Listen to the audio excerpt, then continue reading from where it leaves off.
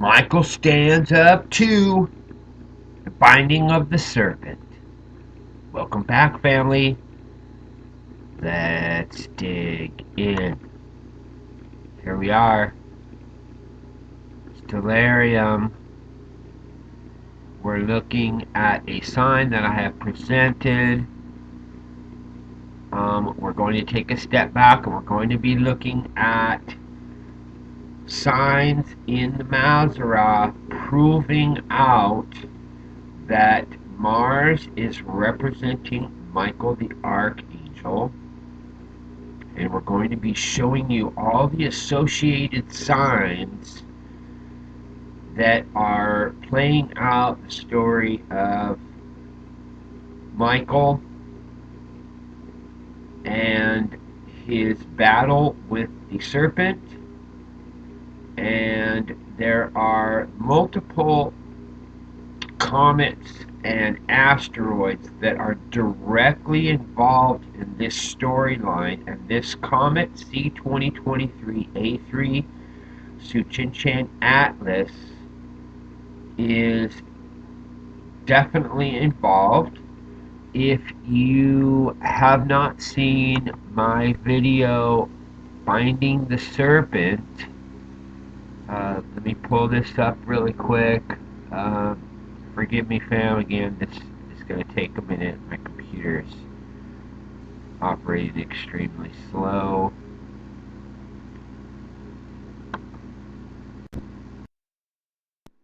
Okay, this video here is very, very important. This video, Binding the Serpent, I posted information in the community page to have everybody go and watch this video. I don't want to have to duplicate this video. It's highly important in this sign that we're going to be looking at. This is taking a step back and looking at the path of Comet Serpent Atlas. And in September of last year, we were presenting all of these signs. And in this video, it goes over the signs of Comet Atlas, and it shows how this comet was involved in the signs of the serpent, and it also shows how this was involved in the signs of the womb of Virgo. And you can see here how this path, we're going to go back here, and you can see how this path of the comet went through the constellation of Sextans. And if you remember from this video, the comet came directly from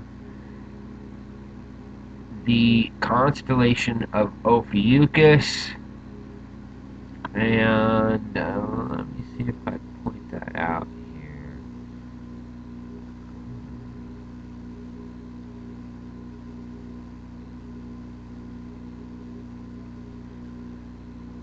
Here is when it is going directly through the womb of Virgo with the Sun and Mercury.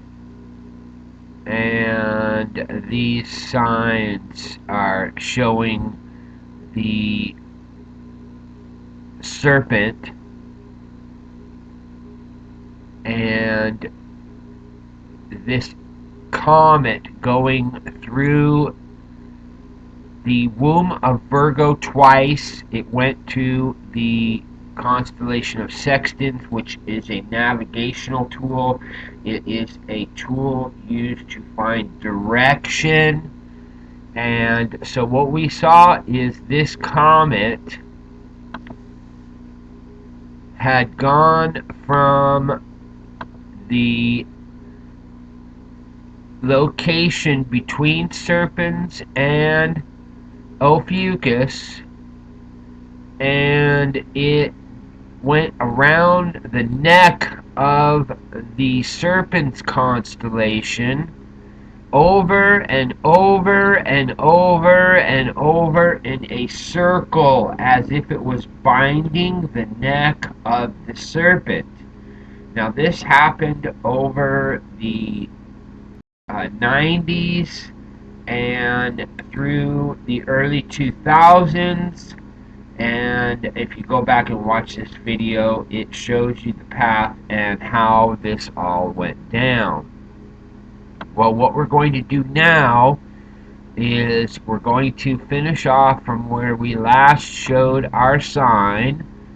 And if you remember from my eagle sign, which I believe is like a video or two after the binding of the serpent, then we have this eagle Aquila sign, and I did a very, very important breakdown of this Altair star and the Terazed star, and this was a very, very important sign in the Mazzaroth.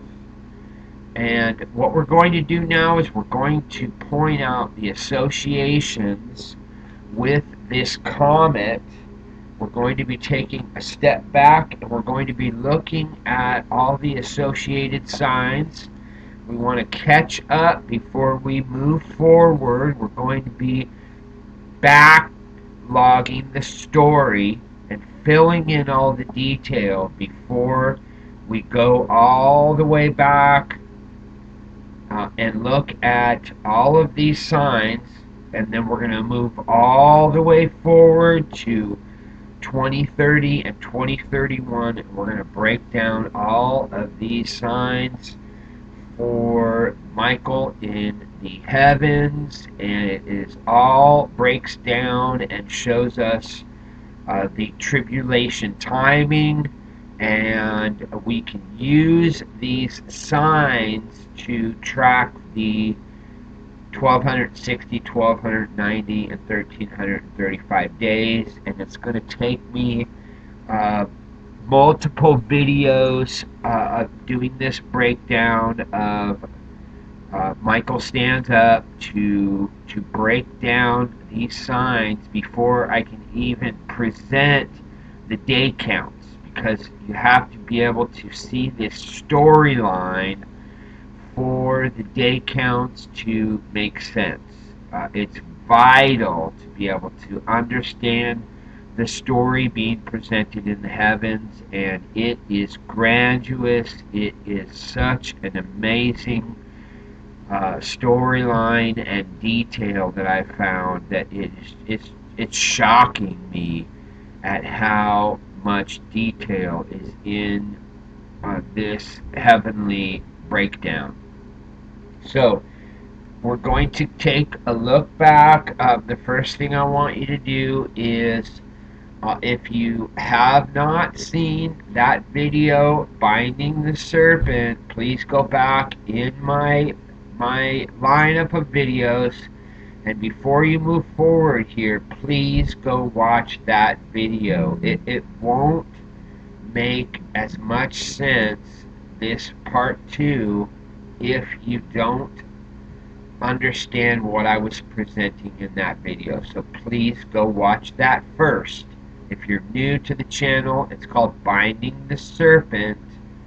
And if you want to catch up and you haven't seen the video on the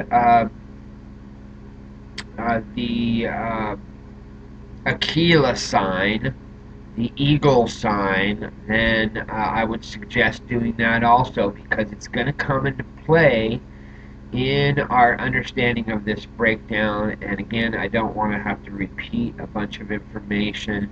I've done a great breakdown on both of these signs, so please go back, watch those videos, and then come back here. It's going to add an amazing amount of detail to what I'm about to present.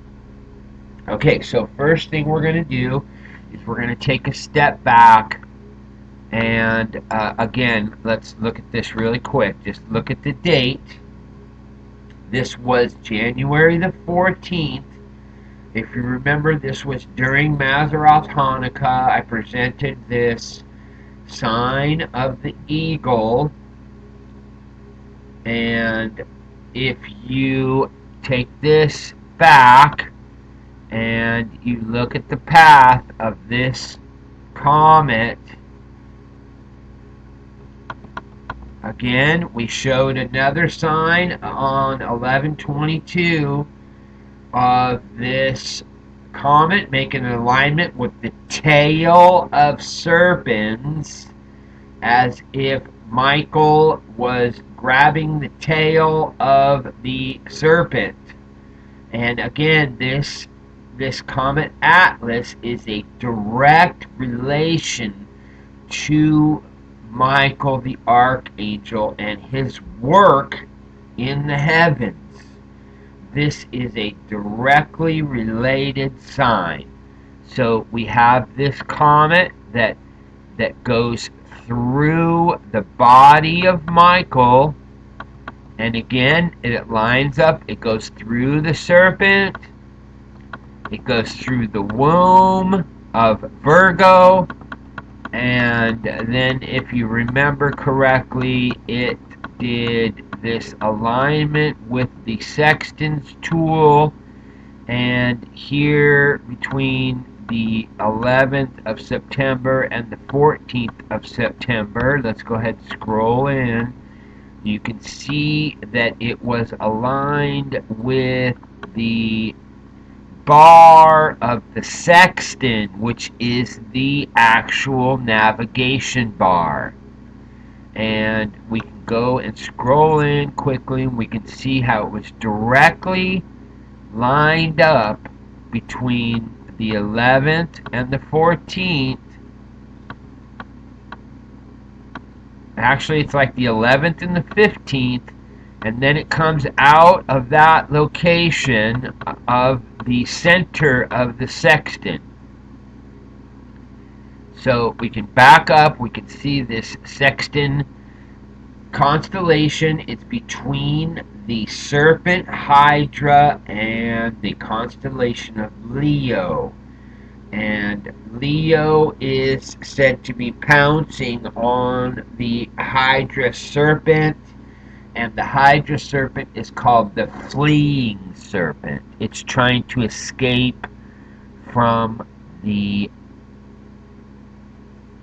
lion, Leo.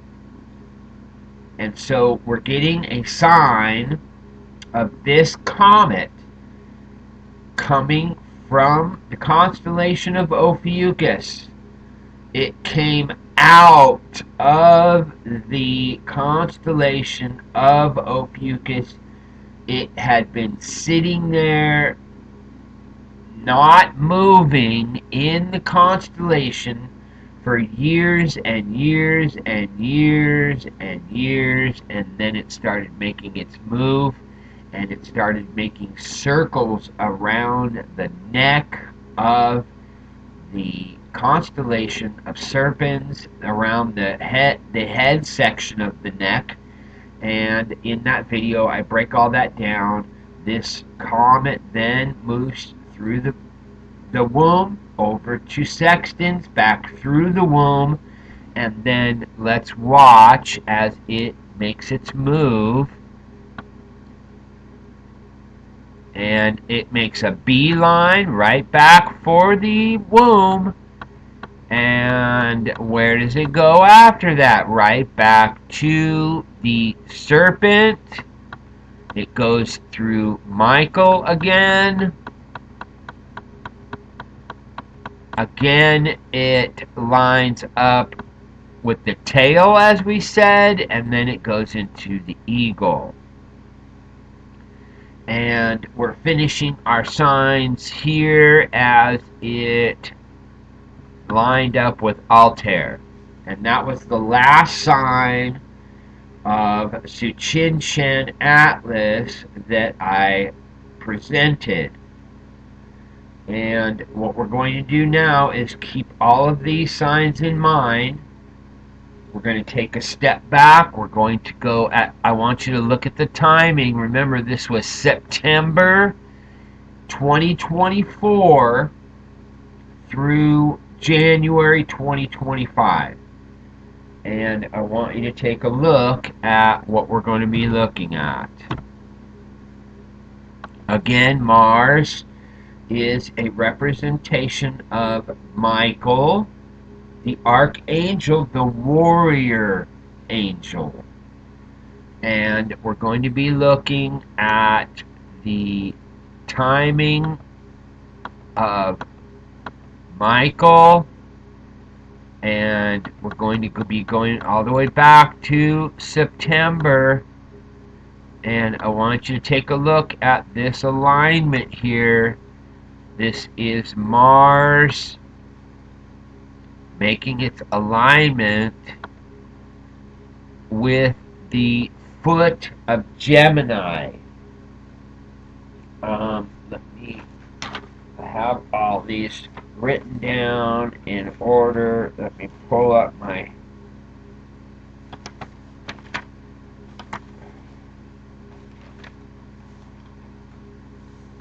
Okay.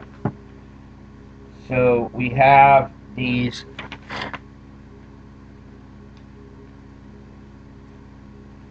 we're looking at 9-6.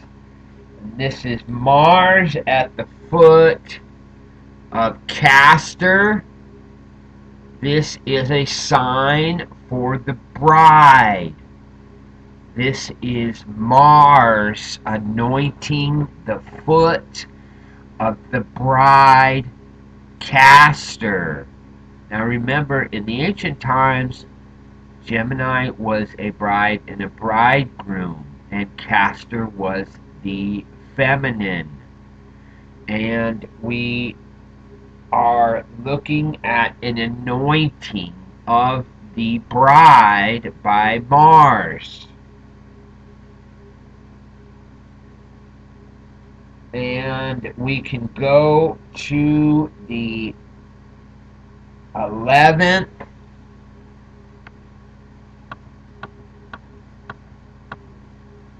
And we see Mars. Let's dig in closer.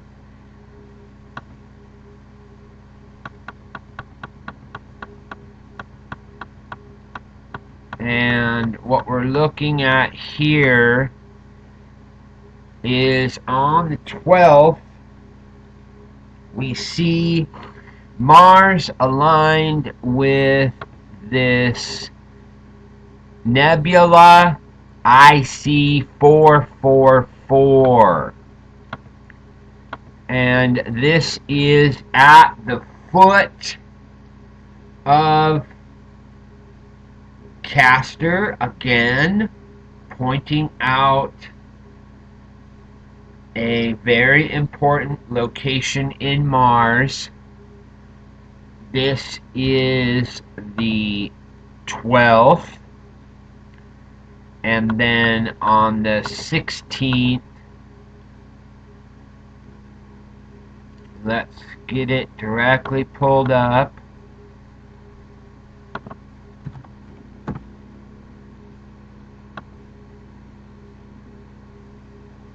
And let's get it right on the line.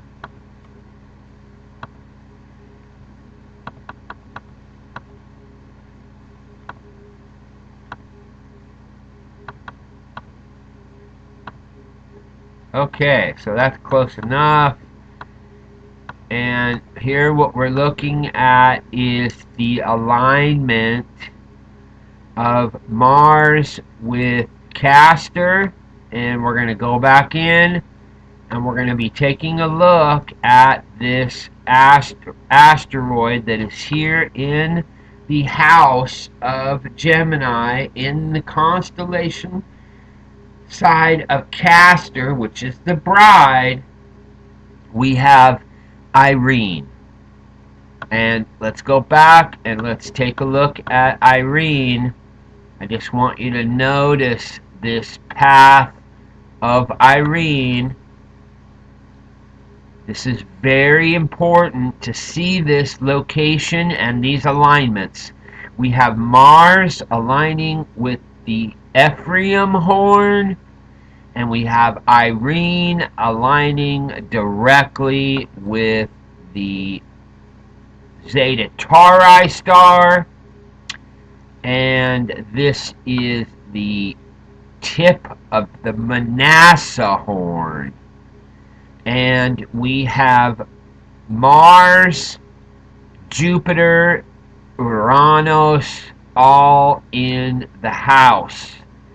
This is the king, the archangel, and heaven, all in Taurus. And Irene is at the horn. So let's go look really quick at these codes for asteroid Irene.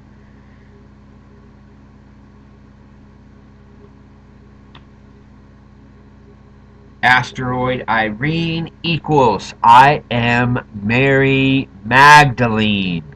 God he named I bride the heir.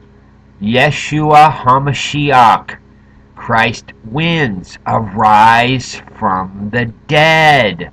Again, we're getting these resurrection codes.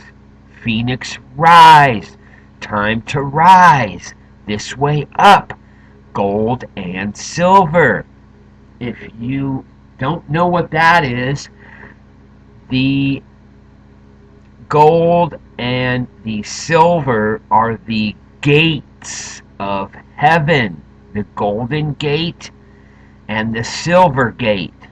And that's one of the reasons why they named the Golden Gate Bridge that, because it's on the west, and that's the Golden Gate. And there is a Silver Gate on the east coast. So we have the gold and the silver are also tied to the bands of Pisces. And we can see how this is assigned to the fish. This is a birthing sign. This is also a continuation of our bridal signs. Moon matrix, silver moon. We know that we're looking at the upcoming full moon of February and of March. And in March and April, we have blood moon eclipses. So we're looking at the moon being pointed out, the 7 stars, which is a representation of the Pleiades. We have planet alignment, which is going on right now. We still have our planet alignment. We have the 7th sign, arms wide open. It will be biblical, the Lord's plan, spirit of agape. Israel is America. I was just presenting this a couple days ago, pointing out that we are one of the lost tribes, and America is the tribe of Ephraim. And so all of the signs pointing to the horn of Ephraim is assigned to America. We are Israel. Light of God, fire of God. Okay, fam. These codes are pointing out something very important. Irene can be seen as an associate of Mars because of the path that this asteroid is taking. It's moving directly with Mars. You can see when Mars aligns with the foot, Irene is there as the bride. And again, Irene's code is I am Mary Magdalene, the bride of Christ. Here we can see that Irene is making these very specific alignments associated with Michael. Now let's go ahead and watch. We have the 13th. This alignment happens with Irene.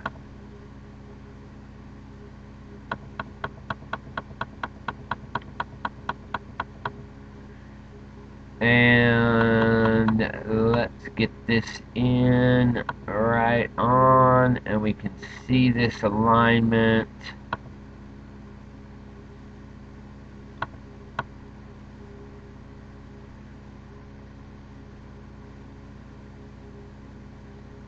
Okay, fam, here we are on the 13th. Let's take a look. And I want you to notice what we have down here. This is K2 Pan Stars.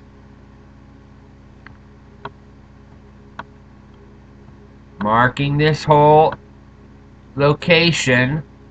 We have Irene aligning with Castor the bride. And Mars is right there presenting to us a very, very important message of the bride.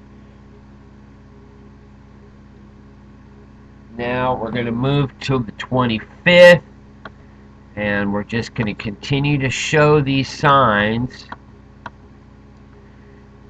So here we are, we're looking at, again, a sign in Castor, Mars, Irene, and the moon. Again, the moon's the bride. Now we have Michael as the protector of the bride, showing us that Michael is standing up because his job is to protect the bride, and his job is to guide us through as the protector.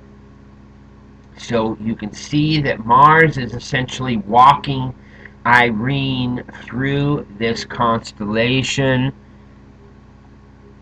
Now we're going to be looking at 10-9, and we see now Irene and Mars have moved to Pollux, the bridegroom. And it's important to be able to see this storyline because, as I've just shown, Mars moves all the way back and comes right back to Pollux. We're going to show you how that works, and we're going to show you what Irene does. So we're here on 10-9, the alignment of Mars with Pollux in 2024, October the 9th. And we're going to move forward, and we're just going to watch the path of Mars. And let's back it up. This is 10. This is Halloween Day. We have Irene making its alignment with the bridegroom. And Mars has now moved into the constellation of Cancer.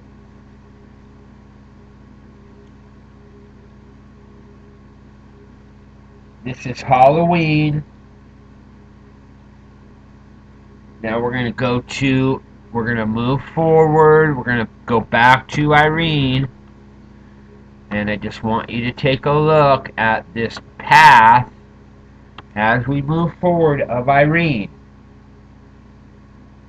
So we're going to go 1 month almost forward. Just take a look at Irene. She goes right back. And she moves right back to the bridegroom. And she did not leave the bridegroom. She turned and moved to the heart of the bridegroom. And if we pull back, we can now see Mars approaching the manger. Prasepe is the manger. This is the beehive cluster,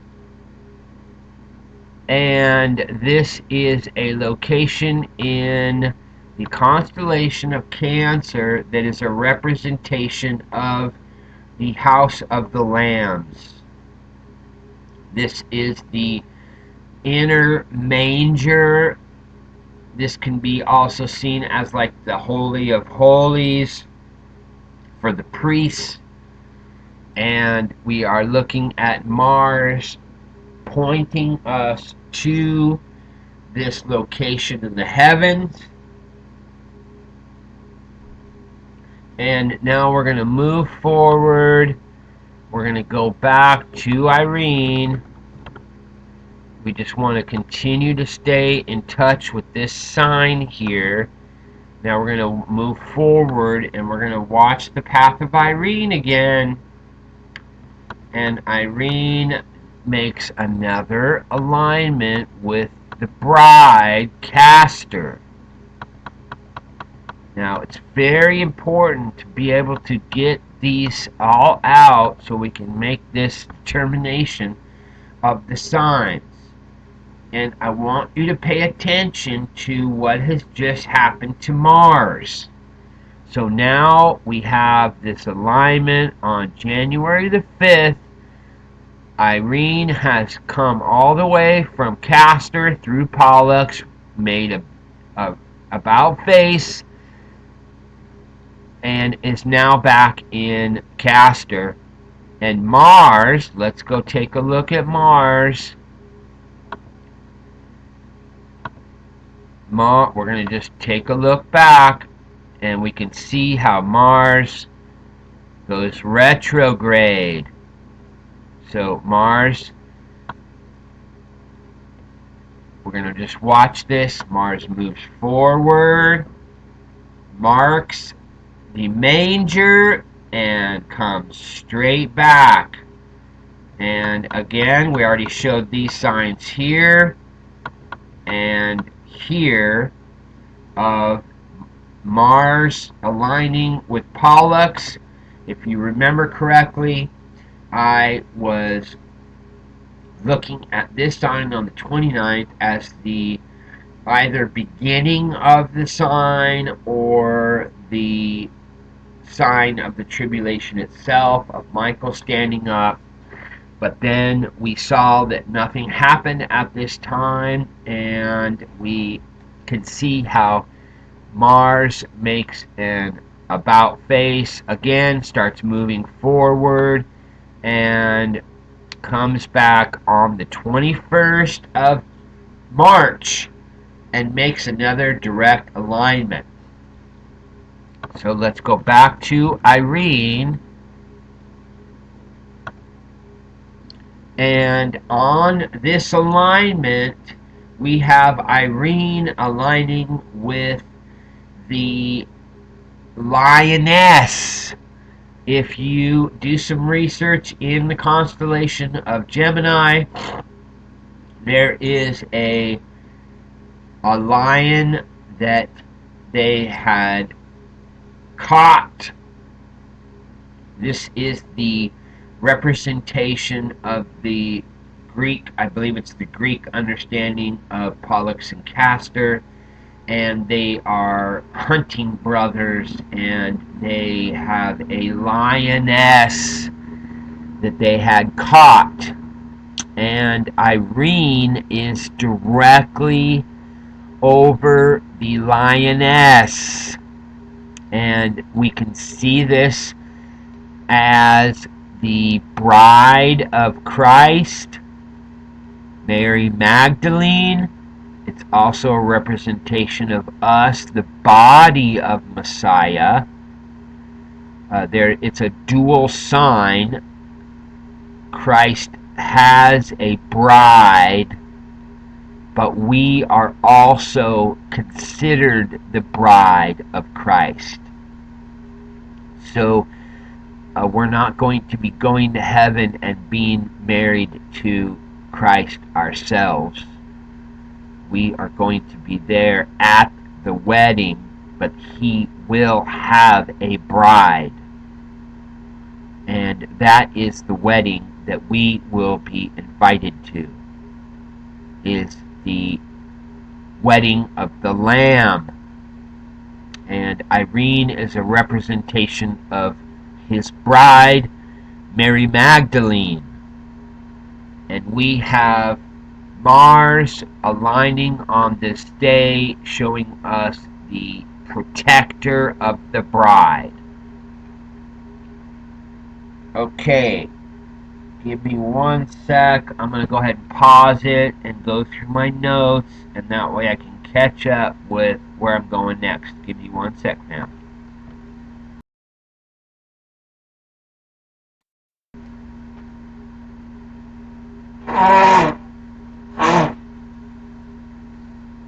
Okay, we got to the...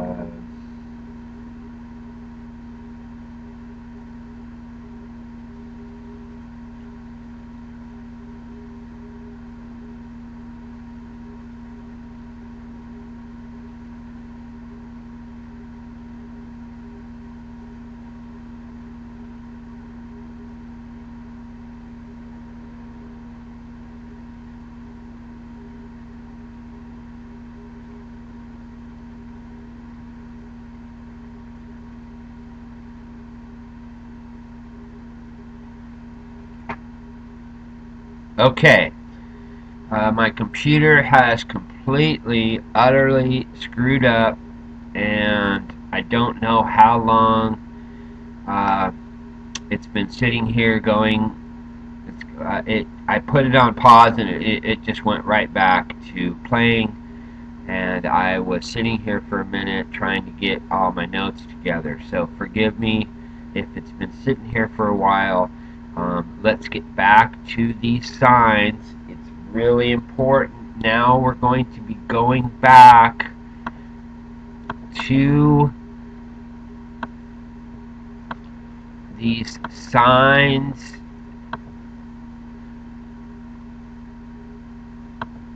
of the eagle. We're going to be looking again at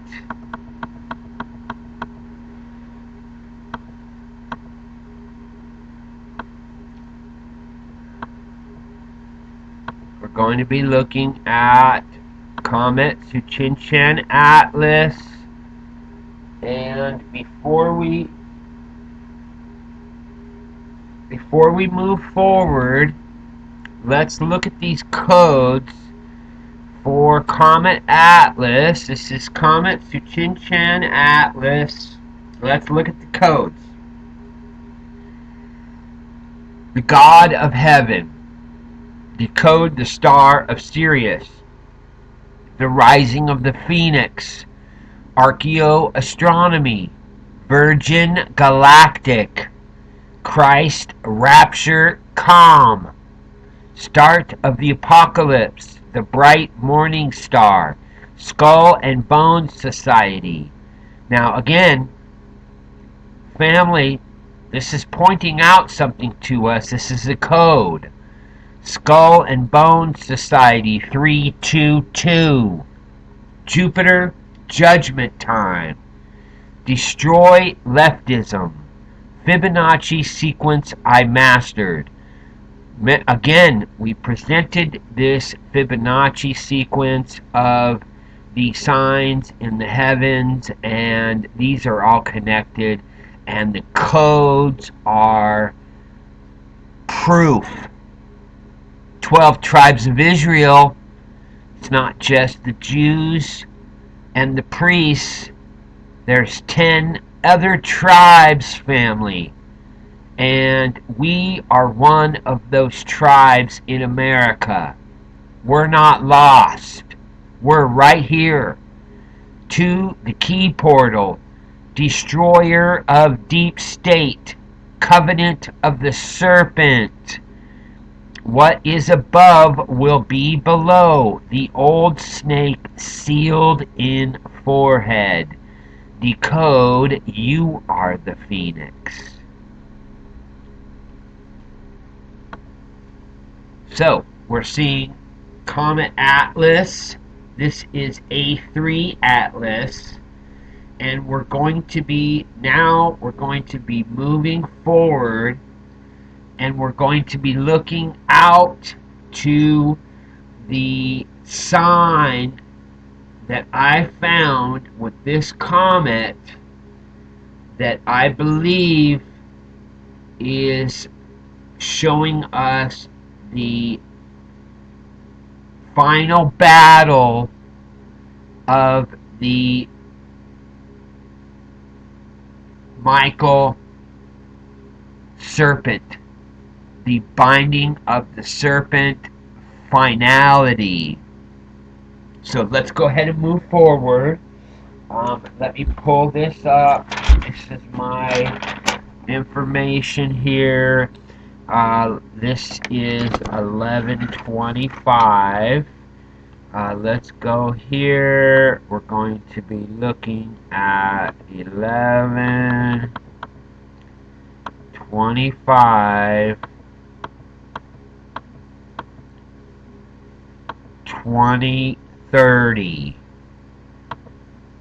And I want you to pay attention to this alignment, family. This is mind-blowing. Right here we have Comet Atlas making its alignment with Ras al-Hag. Now this is a very important star. We can see that we are at Ras al-Hag, and this is the tip of the Ophiuchus constellation. This is November the 25th, 2030, and if we go back by the months, we can see that this comet, let's just go back and we can see how let's go ahead and move it forward to 11 again. This is 25. Just please pay attention to this path. So we're going to go by the months, and we're going to show you a way of looking at things by the months that is different than the day count. And I want you to pay attention to this path because it's marking the head of Ophiuchus. This is Michael.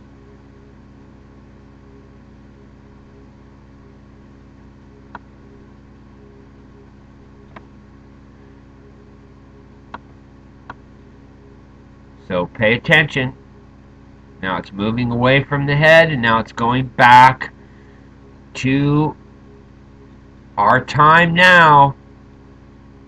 Let's go ahead and move back. We can see how we're coming back, and now we're moving back to that location of the eagle, and we'll move it back by the days now so you can see this path. Comet Atlas makes a turn. It goes around the eagle and makes a very important alignment right here. This is very, very important if you have paid any attention to Göbekli Tepe. Any of you have done any research on that, then you know that the vulture stone has Cygnus on it, and Cygnus is at the top of the vulture stone. And this is a very, very important location in heaven with Lyra and Cygnus and Hercules. And if you've been following me for a while, then you know how important these signs are. Hercules is also involved with the signs of Michael because he's wrestling the serpent-headed Medusa. And he cuts off the head of the serpent goddess. And let's look closer at this alignment.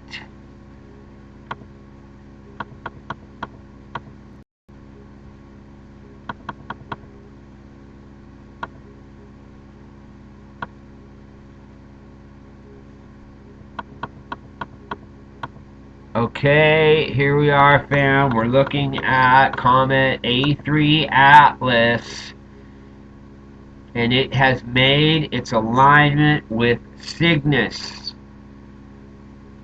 And I believe that we are looking at the finality of the battle in the heavens. Whenever Cygnus is involved in any of the signs, it is incredibly powerful. And so let's watch this move forward. It goes through and right back to the area where we are going to see. Look at this location. You're going to see how this just keeps on going around. Now it comes and makes a swipe by the wing of Aquila, and that is a sign of flight again. And just watch the path, family. It is showing us a very, very important sign in the heavens. It keeps going from the eagle back to Michael. Now it is now moving directly towards Michael.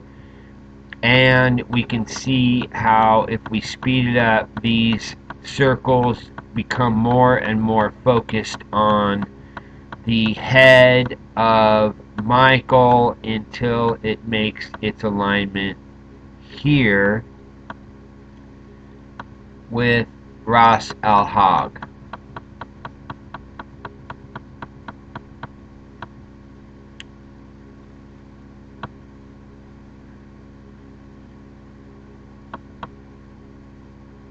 And now we see that the alignment happens in 2030. So I originally thought that it was going to be 2029, but it didn't make its connection with this star until 2030. And we're looking at the completion of the battle in the heavens when the serpent is destroyed. This is the final battle in the heavens, and we're going to come back and we're going to show you the signs in from here forward until spring of 2031, when I believe everything is finished. But we're presenting all of the signs of Michael, and it takes different turns, and we have to go to different locations to present all this information. So again, If you have watched Binding the Serpent and you watched my video about Aquila and the Altair sign, and you watch this video together, you'll be able to put together a very, very good storyline of what I'm trying to present. We're going to come back in part 3, and we're going to connect the rest of the dots. I have 5 or 6 different asteroids and comets that are involved in this Michael Stands Up signs, and they're all unmistakably involved, and it's going to take me some time to present all these things. It's probably going to end up being 4 to 6 parts, and this will allow me to do all of my due diligence in hunting all of the signs associated. So thanks for coming, family. This is the end of the battle of Michael and the Serpent, 11/25/2030. Thanks for coming, family, and much love. We'll see you soon.